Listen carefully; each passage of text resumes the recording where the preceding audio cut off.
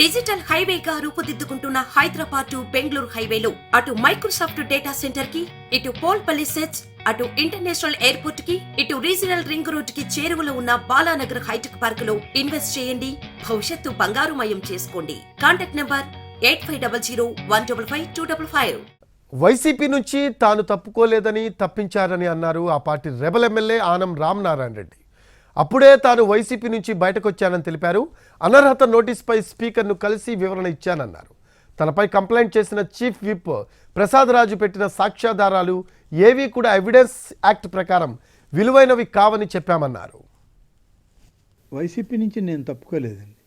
YCP నుంచి నన్ను తప్పించారు, వాళ్ళకి అడ్డంగా ఉన్నానని.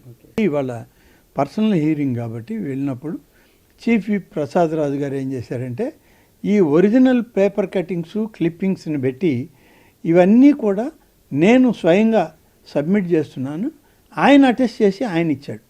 కంప్లైనెంట్ ఆయనే, అటెస్ట్ చేసిన ఆయనే. కాబట్టి దీనికి విలువ ఎక్కడి నుంచి వస్తుంది? చట్టం ప్రకారం ఆథరైజ్ చేయకుండా, అటెస్ట్ చేయకుండా ఏవైనా మీడియా పేపర్లు కానీ మీడియా క్లిప్పింగ్స్ కానీ వస్తే అవి సాక్ష్యాధారాలుగా పరిగణించకూడదు అనేటువంటిది ఇవాళ సుప్రీంకోర్టు అనేక జడ్జిమెంట్స్లో ఇచ్చింది.